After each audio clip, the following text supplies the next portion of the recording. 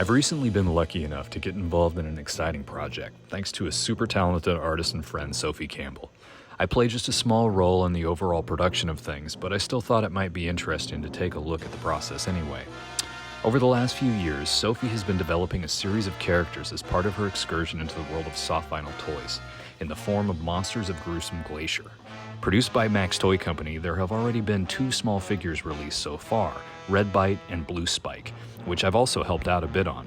But the latest will be the largest, SilverShell, a full-sized vinyl toy. Sophie has also been writing and illustrating a companion comic book series to further expand on the narrative of her original kaiju. So just to reiterate, everything you're seeing here is all the work of Sophie, her drawings, her designs, and her raw sculptures, which she has painstakingly sculpted in clay by hand over a series of months. My contribution involves the cleanup and preparation of her sculpts for the mold-making phase before they are sent off to Japan for production. Sophie captures some incredible symmetry and energy, translating her designs into 3 dimensions, but she's also got a hectic schedule, working on countless other projects. So getting into the nitty-gritty is where I come in.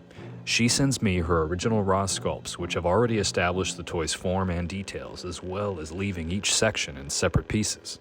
Essentially, I'm just focusing on the surface texture that needs to be cleaned up a little, sharpening details, removing distracting aberrations, and applying the final polish, while retaining as much of her personal hand-done work as I can.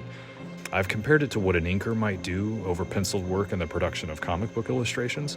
That may or may not be the best analogy, but it feels close enough. These are a few photos of how the surface looked before I began my work.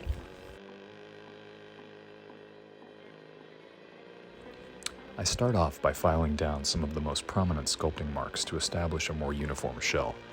Since this was all sculpted using Sculpey clay, it grinds down rather easily, but I feel something more aggressive, like this metal file, is a better way to get started, as there's a lot of pronounced ripples I want to get rid of quickly before the more delicate refinement. I'm also keeping Sophie's concept art in mind. This character has very gnarly, fleshy appendages, but contrasted against a very sleek and smooth full-body shell.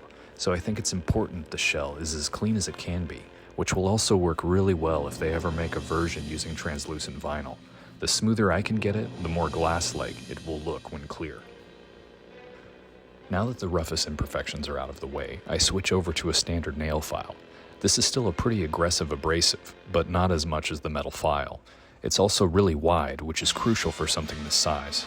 After a few rounds of sanding with the nail file, I can really start to see what's going on, which is important because this process isn't just as simple as sanding material smooth, but eventually I'll be building certain areas up again to fill in spots where chunks are missing. SilverShell's main carapace design is almost mechanical in nature. The edges of each segment seem machine cut, so I'm very carefully going through with a new sharp X-Acto blade to slice away the debris within the hard-to-reach grooves. I can sort of use Sophie's existing marks to guide my blade along, continuing the sharp lines she was aiming for. I repeat this process everywhere I can, mostly between the segments but also around the spikes.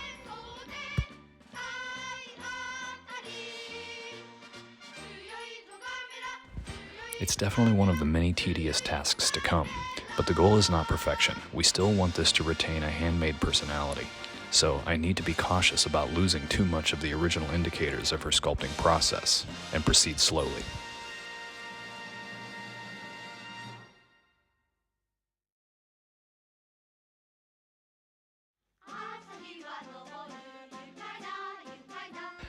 Now I can begin the additive phase. Certain spots start to jump out after sanding, telling me where I need to fill in gaps, pits, or even cracks in the sculpt.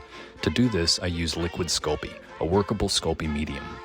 It sort of has the consistency of Elmer's glue, and could even be described a bit like slip if you're familiar working with ceramic clays. I smear a little on the dried sculpt, and it provides just enough stickiness to keep the freshly added clay from peeling off the surface as I merge it into the existing sculpt. Once baked again, this product bonds perfectly with even dried or pre-baked Sculpey clay, allowing me to essentially finish little details right where Sophie left off. Thankfully, Sculpey clay can be baked over and over again, especially at a lower heat for short intervals. It really doesn't take long at all to fully cure these very thin segments and smears of clay I'm adding in.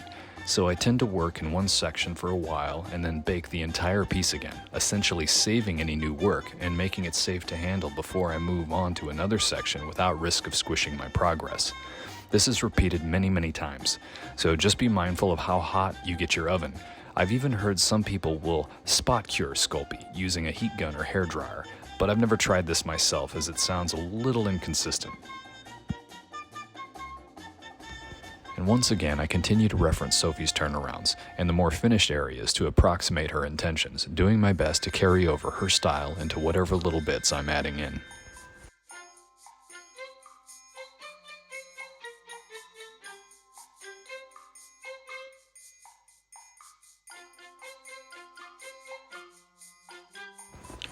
Eventually, I start to see the edges sharpening up and taking on the characteristics of the crisp line work from Sophie's illustrations.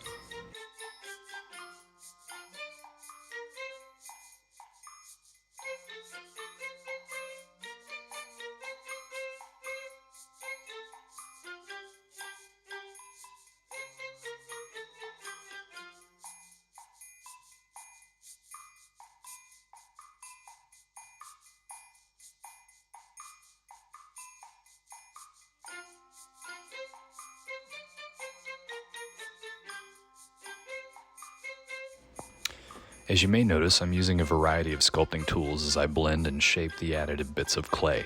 I can't even really explain the choices here. It's mostly intuitive, some based on need and some based on comfort, all from an arsenal of cheapo dental tools I picked up at a now closed Army surplus store here in Portland. After years of sculpting, you just start to get a feel for what works best and when. I will say that I definitely used some unfamiliar tools when working on SilverShell, as the shell was a much more angular and inorganic shape than the types of forms I'm usually creating in my own personal work.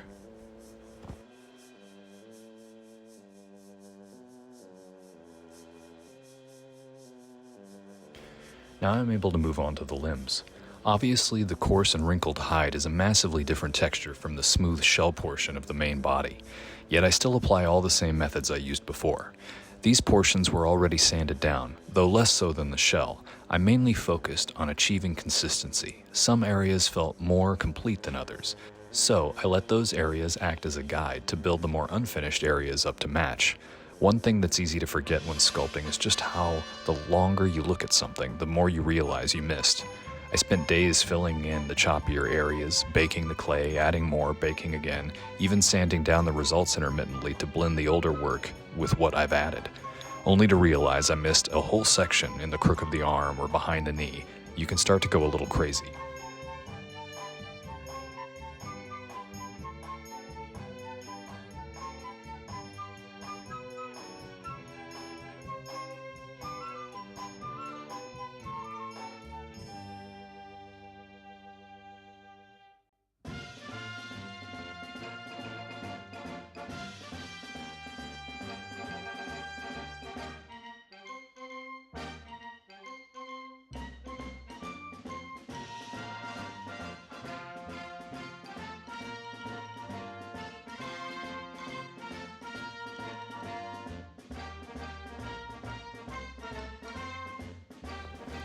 I saved her head for last. Of course, this is the crown jewel. All her personality will radiate from this one chunk.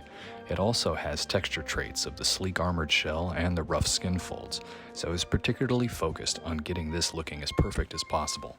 However, due to the variegated grays left over from the sanding process, it can start to get difficult to notice certain inconsistencies.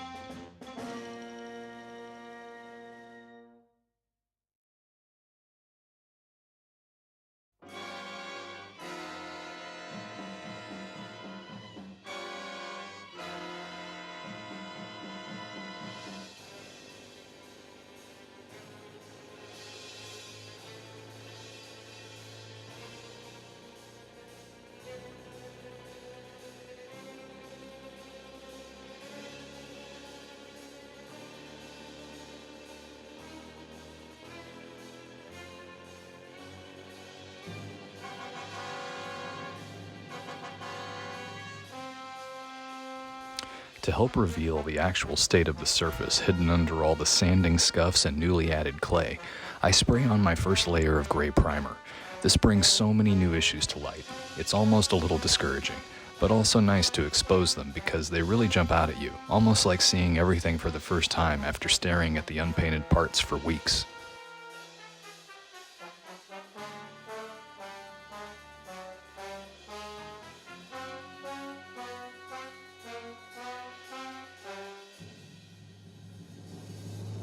Adding primer also enables me to start filling in some of the really fine scratches and blemishes. I use a sacrificial disposable brush and dip it into a standard lacquer thinner. I've already evenly airbrushed the primer on the clay and let it dry, and now I can brush the thinner directly over it to sort of melt the dried primer. I need to work fast because the thinner evaporates quickly, but in the moments while it's liquefied, I can use the brush to push primer into the crevices that need more minor filling. After you get used to it, you can anticipate how the fluid will behave, and almost use the surface tension to build up over minute detail that would have been too small to sand or sculpt, smoothing or softening the finish out a little. The downside to adding primer is my window to continue easily adding Sculpey clay is over. I don't want to put any sort of paint into my kitchen oven, so from this point on, if I want to add more material, I'll have to use various types of putties. They work great for really small patches, but can be extremely frustrating when trying to build up larger sections. And unfortunately, that's exactly what happened on a few portions of her head. I realized there was a bit of a drooping slant on the rear left side of her cranium, as well as some refinement I missed around her eyebrows. This took so much longer to rectify using putty. Literally lost days trying to seamlessly blend the clay with this green putty.